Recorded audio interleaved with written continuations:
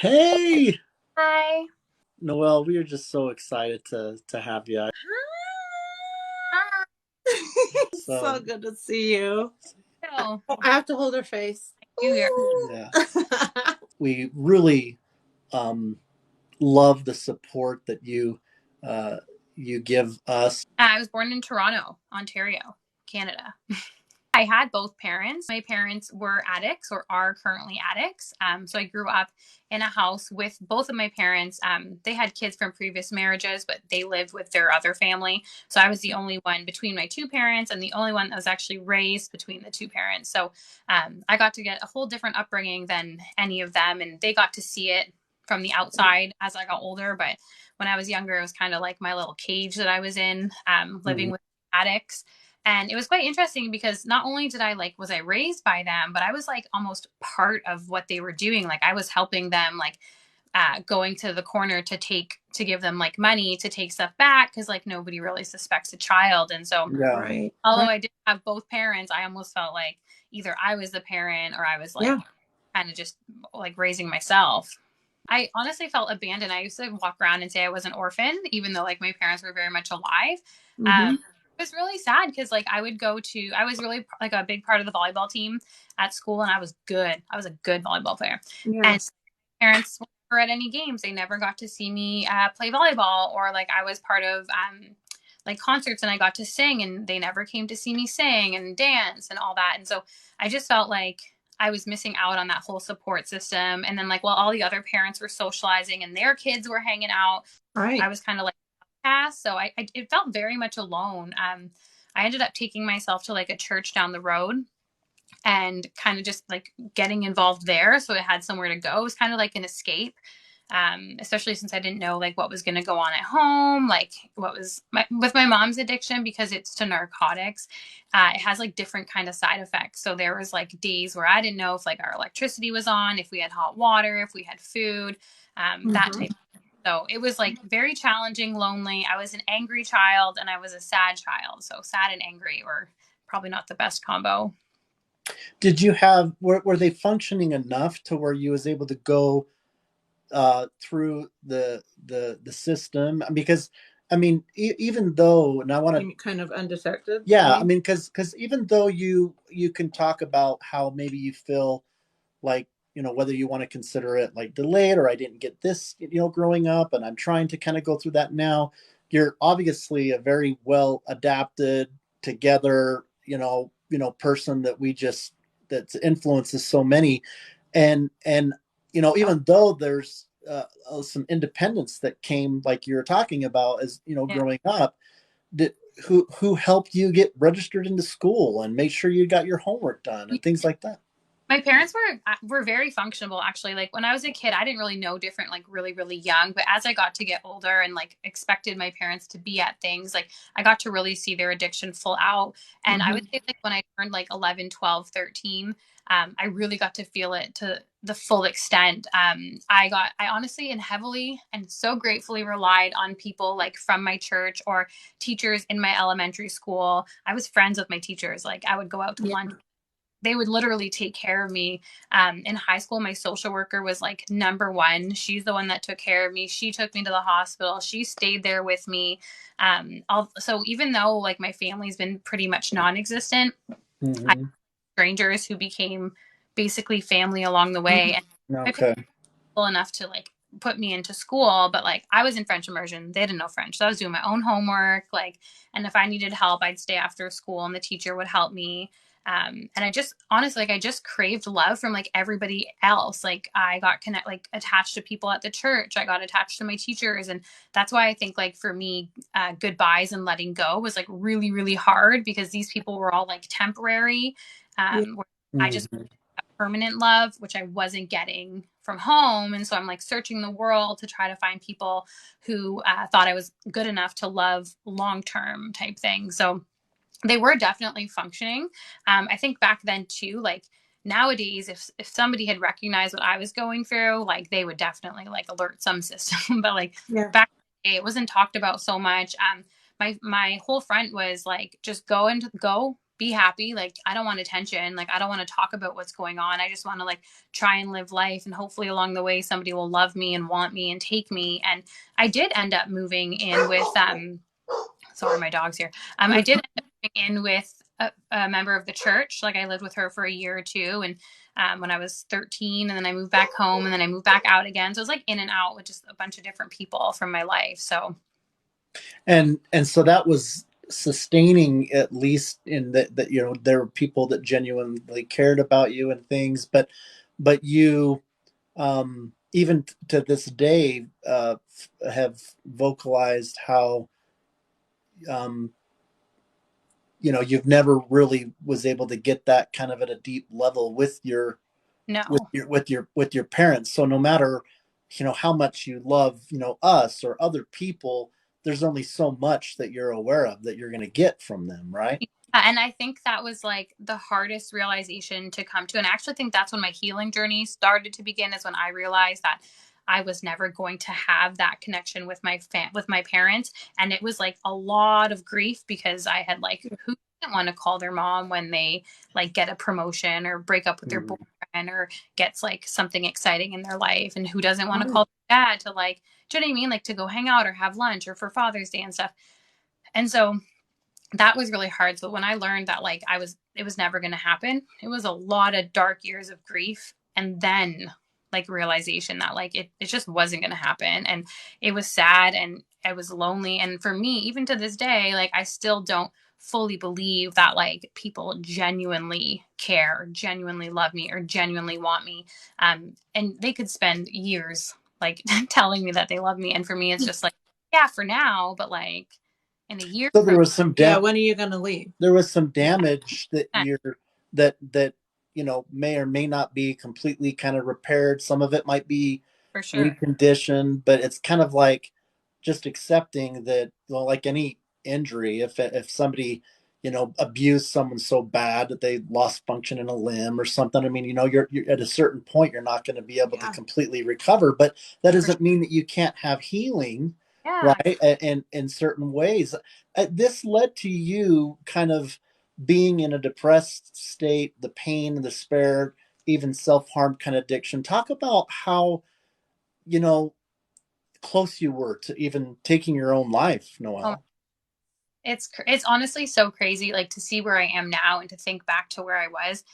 It's like mind blowing, because I knew that like I wasn't mentally okay when I was like 9, 10. Like I just felt different. I wasn't happy. I wasn't enjoying life. I wasn't like, I was playing games, but I wasn't like excited, and I wouldn't smile. Actually, quick thing is like one of my elementary school teachers, I saw her like a year ago, and she was like, so much happier now. And she's like, you were always like a really sad and angry kid. And she said that she'll never forget what I said to her. And I don't remember it, but she does. And I told her, if you didn't know what you were going to eat, if you didn't know where you were going to sleep, and if you didn't know that anybody was going to care about you, you wouldn't be happy either. And that was probably when I really started to like, I really was alone in this world. And I started my self-harm at the age of 10 with like anything around me, like pop can tabs, like letter openers, Sharpie or safety pins, lighters, like all this crazy stuff that a normal 10-year, not normal, a 10-year-old who was happy would not think about doing. And of course there's going to be an irrational component to that, that's just part of things not being, you know, right in your world that you can't explain. But as far as what you can speak reasonably about why you're doing that, that's something that I think a lot of people don't get as to why. So what's happening? What did you gain? Why? A lot of people, I think there's different reasons, and I think a lot of people want to understand, and I think until you've been there, it's really hard to like fully understand. But so for me, it started off as like me, I just didn't feel like I deserved to be here. I didn't feel like anybody cared if I was here. And for me, it was kind of like a step towards like giving myself what I deserve. Like these people didn't love me, these people didn't want me, their addictions were because of me. Like, why am I even here? Like I deserve to be punished for it. And so initially it became like a punishment thing. And then it was like almost like a release, like, okay, like you've done that, you've deserved it. Like keep going. And then like the next day, the same thing. It was like Groundhog Day. It was like the same thing. I felt like I didn't deserve to be here. Nobody wanted me here. And then it just gradually like escalated and escalated to the point where I was like, why am I doing these little things? Like, why don't I just go? Yeah. Like, why? And then I literally hit rock bottom. I was in grade 10 and I was in school actually. And the teacher had gotten mad at me for something that probably anybody else would have just been like, whatever. But I went into the bathroom and I was just like so gung ho. And like my social worker actually saw me leaving. And I was like very like lightheaded and dizzy just because I had lost a lot of blood. And she's the one who took me to the psych ward. And so that was like my first time of like, I was just ready to go and ready to just like, I didn't care and nobody else cared and nobody noticed and nobody actually even knew at that point. And then I just kind of continued. I isolated myself. I didn't go anywhere. I didn't see anybody. I just felt like that was like my release and my punishment for being here. Like I deserved to be punished for being alive. Felt very alone going through it and nobody had really understood it. And I saw some therapists and they're like, well, why don't you just do something else instead? And I was like, if it worked that easy, like it would definitely happen. But it was just something that I couldn't stop. And it continued and continued and continued. And in 2020, I think it was 2020 or 2021, I was like, and I also didn't tell a lot of people this, but I was like just ready to go. Like I wrote my letter. I had like previously like taken pills and overdosed in 2 years ago and ended up in the hospital. But in 2021, I was like ready to go. I had my letter ready. I wrote it. I was like, I wrote how I was going to do it. I have everything like still here. And it's so crazy how like the connection of like one person reaching out to you can like, and making you feel as though you have purpose because you leave the world when you're in so much pain and you're just so broken and you just feel like you cause more stress and anger and this and that by being in it and you're consuming space that you don't deserve. So it's like, why stay? Oh, I'm going to pause you right there because I want to read IC's comment to you. Yeah. My respect for this beautiful girl just skyrocketed. Aw. I think that's a very powerful moment where you pause because she just said that. And I was thinking, she's got to hear this. Yeah. No, it's so crazy because I feel like I'm just like this ordinary human being that struggled and like still do struggle, obviously, with insecurities. And I just feel really fortunate to be able to speak about it because I was so alone in my journey. And I just want people to know that they're not alone in their journey. Yeah. Not ordinary though. You're not. When you're talking about you going back to when you're young and us knowing you in the ways that we do, and I can't wait to get to know you so much more and deeply and long lasting and be somebody, although all of us know that we never know, especially in the suffering community, never know how we're going to show up for each other each day. But I can't wait to be someone, hopefully after a while, that you just know we're not going anywhere. Yeah, for sure. But I feel like on top of that, you're extremely intelligent little girl, and that you're an empath. And this is what, because she's done things for me that I've told you guys, man, I was, at the end of the cheer choice voting, I was, oh, well, I'm done. Like and she just sends things at the perfect time in the perfect way. And I feel like that would have made it so much harder. You're understanding. Yeah. You're watching two, people that you love, but you're watching siblings on both sides, understanding it more than they probably thought you did, understanding your situation quicker, and then you feeling very easily and deeply. Were some of those self-harm moments, I want pain because it's going to feel better than anything going on inside. Yeah. So I feel that.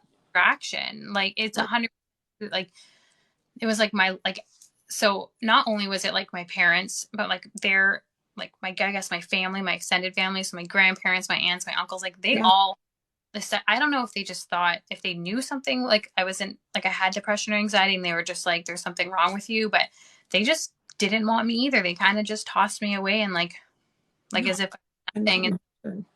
Yeah. And so Ooh. it was like breathing air was just painful, and people didn't get it. And I know that people probably think that sounds dramatic, but it was just painful to exist. And everywhere you look and you turn, it's just like one door shutting, somebody's hand just like pushing you away. And you get exhausted and you get hurt. And it's like, that's like a distraction. Like you have something else to focus on. You have something else to take care of. But the thing is it's temporary. And then you do it again and again and again. And like 17 years later, you're still doing it. And it's like, and then you try to think back and you try to not want to do it. But like your natural instinct is to just like, you deserve it, go do it. Like if you do this, you won't have to feel the pain of the world. Like you won't have to feel the sting. You won't have to focus on people not caring whether you're here or not, is how I felt. Yeah.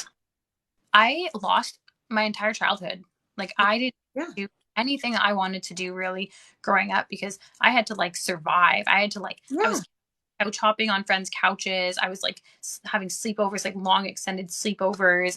I'd spend like months at a friend's house, just to like be there. And I was like, eventually they're going to kick me out. Like I went every day, like thinking like, they're going to tell me to leave now. And where am I going to go next? And I'm like trying to set up like what I can do. And there was like, at one point it was like, at my church, they were talking about me living with somebody. I was like so excited, but then that person didn't think they could take me. And I was like, but I'm good. Like I'm a good kid. Like keep me going. My God. Like just take me, like please. And so I just felt like my whole life I've spent time just like begging people to want me. And so just the whole like self-harm was just like a way that I could be punished and like deserve it, because like literally nobody wants me. When I was like diagnosed with fibromyalgia, it was like the longest process ever. Yeah. Initially they had thought that it was potentially MS.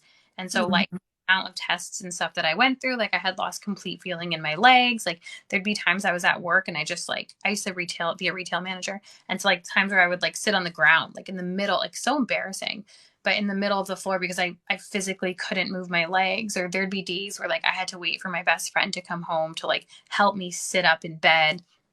And so like just being, and then they give you meds, and like those meds made me feel like I was being like knocked out. Like I just went through my day. Like I wasn't even myself, like at all. Like I was just like zoned out. And I'm like which one do I want? Like, the pain is crazy. And it still is like just the average, like I love to work out, but like it's painful the next day. And like, no matter what I do, but just being hit with like that physical plus my anxiety, and my anxiety is so bad, and panic attacks, which I'm sure you know, are so like debilitating. Like whole body is just like out. So it's like between my panic attacks, my fibromyalgia, and then the pain of my ulcers that I get, and they are stress, like mostly were stress related. And that's going to be the biggest thing, was stress related. But the symptoms are insane. It's like I just felt like every day I was living in this like vicious cycle of like pain from this, pain from this, pain from this, pain from this. And like you take meds, but then you're like zoned out. And then it was just a vicious cycle. Like I felt like there was no like, it was just all dark and no light. I didn't know who I was as a kid because like, how could I know? Yeah. Finally just trying to figure out like who I was, my place in the world. And then I got hit such a low where like antidepressants were like my only option for some sort of hope. And so then I'm taking these antidepressants, which are now altering my emotions in different ways. Yeah. And now I'm taking another medication that like, they're both just like, I didn't even know who I was. Like I was not functioning. Like I have a really good memory. Like I couldn't remember like what time anything was, where I was supposed to go, who I was supposed to meet. And like, I would just like not show up for plans. Like, and people know me, like, I'm like, if I'm making a plan, I need to be there. Go up, not message them, nothing. Like I wasn't myself in that sense. And then like, I was angry. I was mean, like, because I was just so like fed up with like how I felt that I just had no patience for anything else. And like, that wasn't me. Like I'm normally a really patient person. And so just like, I just didn't know, like I was already confused with who I was. I was trying to find who I was. And then now I have these meds like pulling me in different places. And then stigma of the meds pulling you in different, because then you're like, I'm taking these meds to feel better. But then people who are close to me were saying like, oh, did you take your crazy pills yet? Or like, you need to take those pills because you're mental, like you're not thinking straight. And I'm just like, do I need these? Like, it was just like a vicious cycle of like, I don't know what to do. I don't know where to go or who to believe and who to trust. And when you already struggle from all that stuff in the first place, the second you feel it, like your body's triggered and you don't function after that. Where are you at right now? And how can we be there for you and others that are in that same Because situation? it must be scary, you know? It's, yeah. Yeah. It's so, I mean, obviously so like my best friend who I've known for 14 years, like, Right. like I believe like I'm comfortable with that relationship, but that's like a day to day, like, and I've struggled so many times where I'm just like, you don't even want me as your friend? Like, are you sure? Like, you don't want to spend time with me? And it's like, it's my own insecurities that are kind of like Mm-hmm. pushing that And that's friendship. 14 years. Yeah. Yeah. I know. And I'm still like, it's hard because like I have so much love for people, like, and I always tell people like, go out, and if you see something beautiful in someone, tell them. And I'm just like, be uncomfortable to make them comfortable. But then I'm like, God, if I was on the receiving end of a compliment, I don't know what I do. Because I'm just like, I don't like, so I went to this event in Dallas. It was so life-changing. I got to go on stage and share my story a little bit and receive an award. And after that, people were coming up to me and they're like, oh, you're so inspiring and this and that. And I'm like, me? Like, are you sure that it was me? Yeah. And Yeah. yeah, I had, yeah, what? So I'm trying to like challenge myself to just like accept it. As you want to say like thank you, like it means so much, which it does mean so much, but I'm just like, do you mean that? Am I actually, do I deserve that? Are you giving me too much like praise? So when it comes from like a stranger, like somebody I don't know, and like a compliment, like I still have reservations because I'm like, are you sure? Like I don't know if you really mean that, or like does it just sound like the right say? But when it comes to like people that I'm closer with, like people that I know, I'm still pretty rock hard. Like I know people Mhm. think that I'm a softie because I do feel so much for people. But when it comes to like people saying they love me or like trust me or I'm here for you or this and that, I'm just like, put it this way, at 2 a.m. if I need to call somebody, I'm not calling anybody. You know Yeah. what I mean? Yeah. Something's not happening. Like, so for me, it's like, I don't know. I think when people say they love me, I literally, my reaction is like, for now, like not going to be long term. Yeah. And it's, What does that mean? What does that, yeah. are you just saying Like, that word, or do you feel it? And how do you, your questions are probably just nonstop. yeah. In my head, I'm like, thank you so much. And then I will tell people like only if I love them genuinely that I love them. And Yeah. then that's probably not good enough. They don't care if I love them or not. Like what value does my love have in their life? Yeah. Like, and so when they say they love me, like my heart really, really, really wants to like just take it and be like, yes, this person loves me. Finally, like finally somebody thinks that like I'm good enough. And then my mind is like, yeah, but not for long because they don't really care about you because this and this and that. And like, you're not this. And so it's just like a vicious cycle. And I'm definitely better now than I was, which is saying a lot. Like there probably wasn't even soil before. It was like cement. Those words would come with a deep sense, and that your biology, whatever's happening, was not so. I talked to Rex about how I feel like some damage that happened to me, because he was saying, well, how do you fix that? I said, some of it won't. It won't happen on this earth. It's tattooed and changed those cells, changed some part of me. But you try to, the best I can say is, turn it on its head and be like, you know what? Thank you. I'm stronger because of you. And a lot of people get confused because oftentimes we are, we give exactly what we are, or even more, much more than we are hoping for ourselves. When somebody says something to you that it would be more like that, it came with a feeling, or Yeah. peace would wash over you, like Yeah. something telling you that's true. Yeah. But Yeah. I stop and say, um,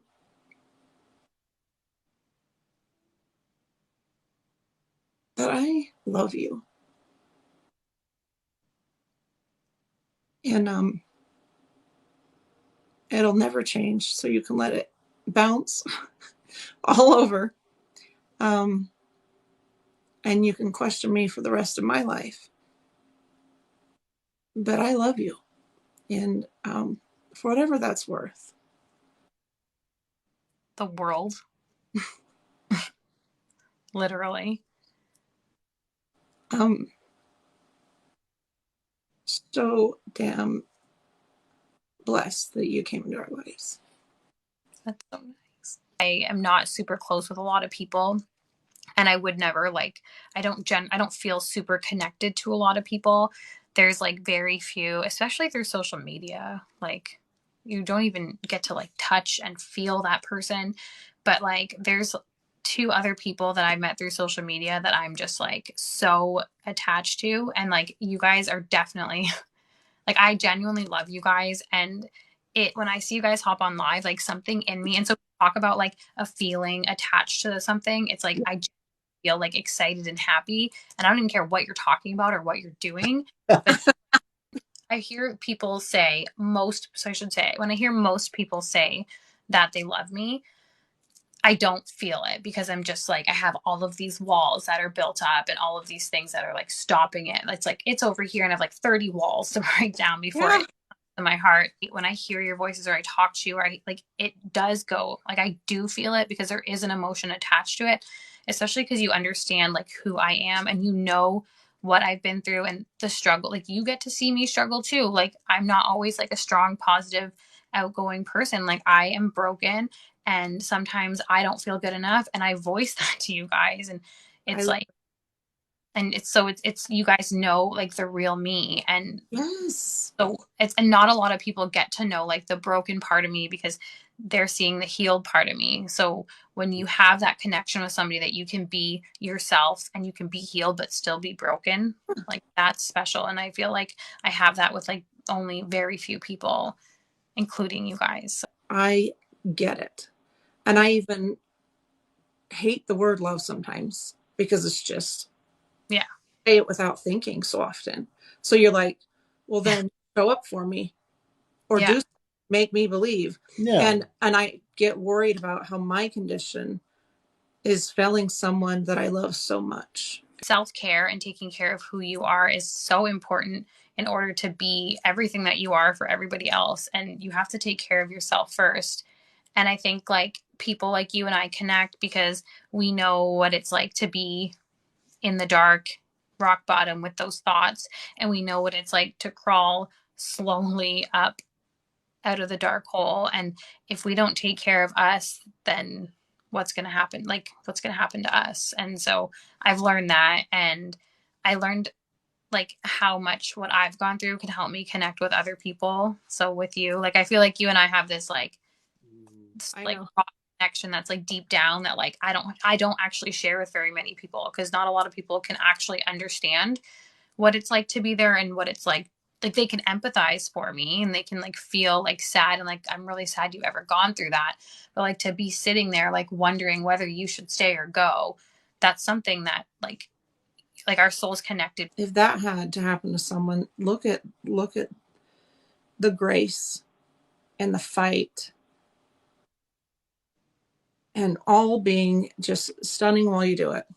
And then you add all your talents that you give to this world, which are many, Noelle. And I hate that happened to you, but man, look what you're doing. Relying on myself financially since I was like 15, Yeah. like work. And I've always worked like at least 2 jobs. At one point I had 5 jobs. And so it's like, I'm just exhausted. And so, but now only working 2.5 jobs.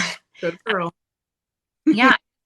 I like I live my life just touching base like on what you said. Like I get to live my life right now with so much gratitude because I look back and like, yeah, it was really awful and I still am broken. Like there's still days that like I see people with their mom and I'm like really? Like I just couldn't have 1 year of like I know. hanging out or like thing. It's yeah. just Yeah, it's just like I'm like, and I still get that like I get that day to day, like but it's not jealousy. Like I'm happy that I would never wish what I get it. somebody else, but I see. Yeah, when I see like a mom and a daughter, or like when I hear my friends who are older and they have kids and like they're calling upset, and I'm just like, ugh, like I wish I had that. But then I have to spin my head around, because if I go down that path, it's going to go deep, and I have to spin my head around, and like I have to just count like all my blessings. And I just have a heart with so much gratitude, because although it was so hard to get where I was today, so hard. I've met like some of the most beautiful people, and I cannot, like, I would not trade that for anything. Like, if somebody said you can go back and have the dream childhood, or you can and get rid of all these people, or you can just do it all over. And I unfortunately for me, but luckily for me, would do it all over, because my God, like, I don't think my family has the capability to love me the way that you guys do, or anybody. Like, they Yeah. had hands. And so the other day, so my day-to-day work, go to work, meet people, be happy, try to put love into the world, try and make them feel like they matter and they're deserving. And then the other day I came home and I like sat in front of the mirror, which I've never done. I don't know now if you've done this. It's weird, like, to sit there and like talk to yourself in a mirror.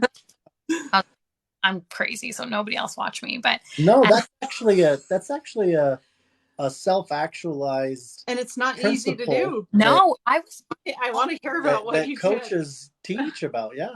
yeah, I was literally bawling. I was just like, and I made a video after and I posted it, Yeah. but I was just like, I was so proud of where I am. And like, my days are hard. Like, every single day, like every single day I feel like I have to prove to myself, like, I read into everything. So if somebody sends me a message and they're usually like, okay, thanks so much. But then today they're like, KK, I'm like, they hate me.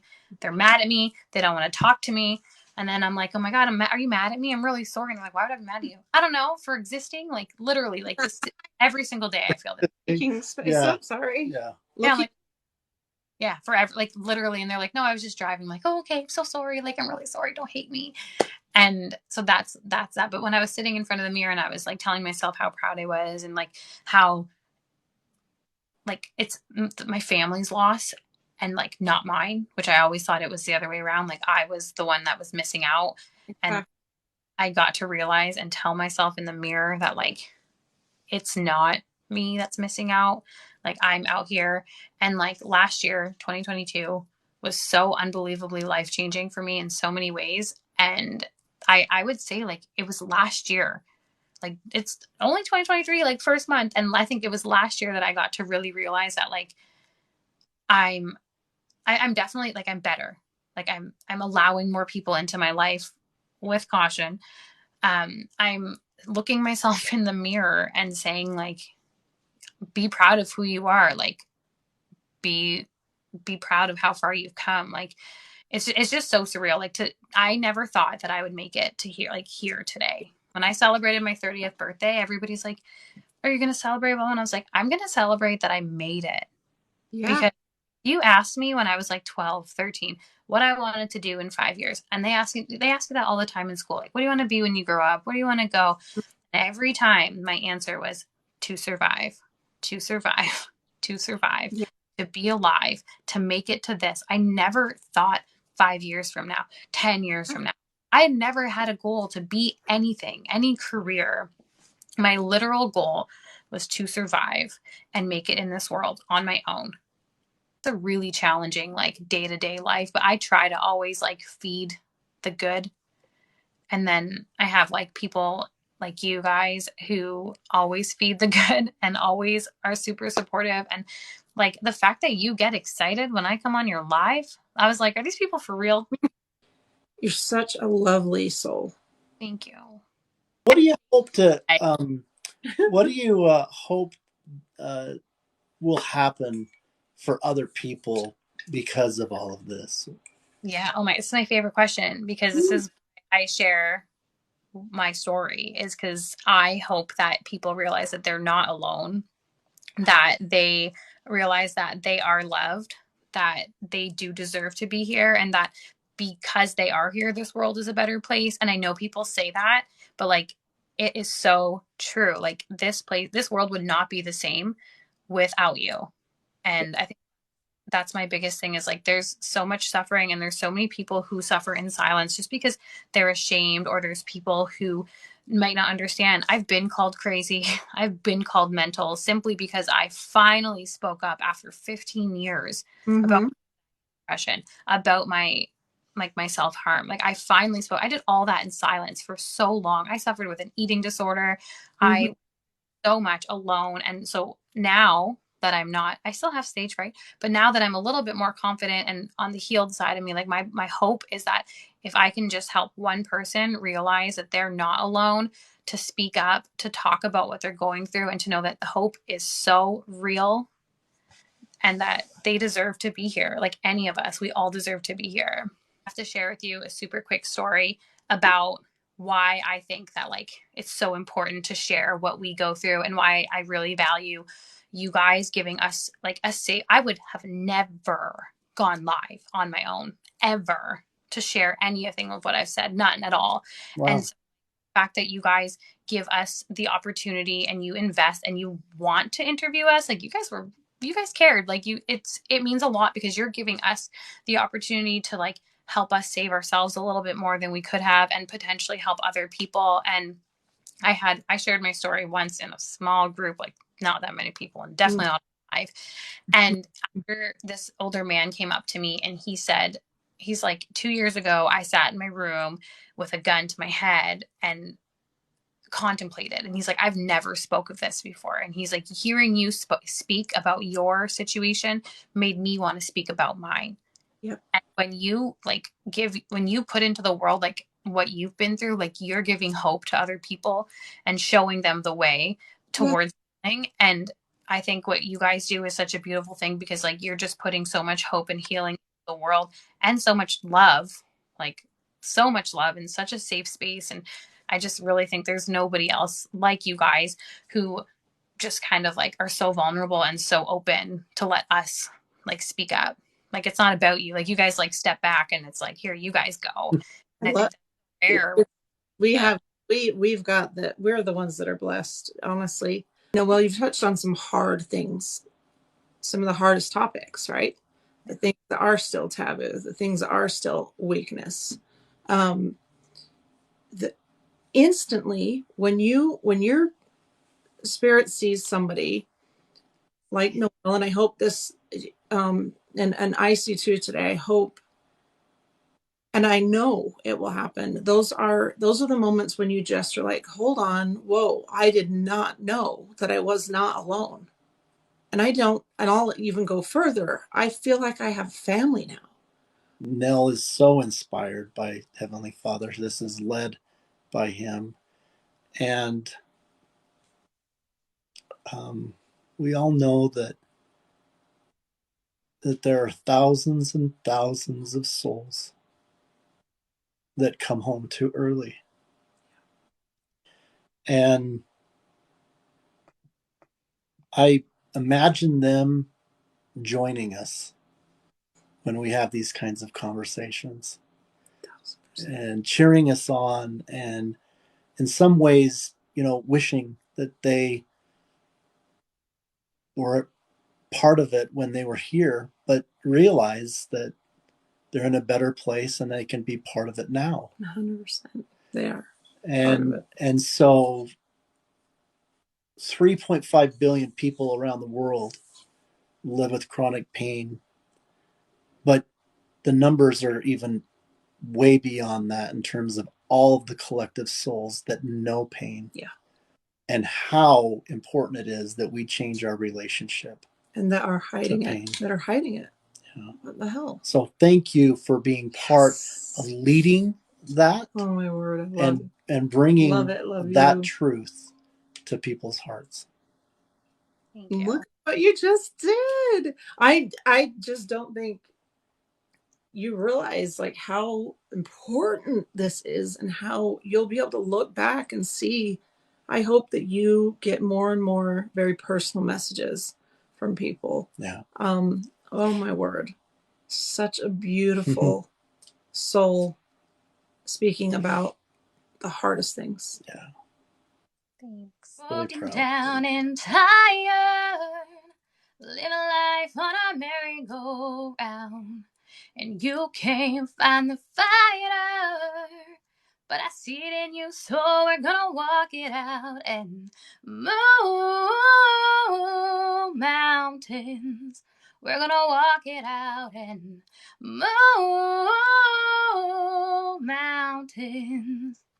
And we'll rise up, rise like the day. We'll rise up, rise unafraid. We'll rise up, and we'll do it 1,000 times again. And we'll rise up, high like the waves. We'll rise up, in spite of the ache. We'll rise up, and I'll do it 1,000 times again. When the silence isn't quiet, and it feels like it's getting hard to breathe, and I know you feel like dying, but I promise we'll take the world to its feet.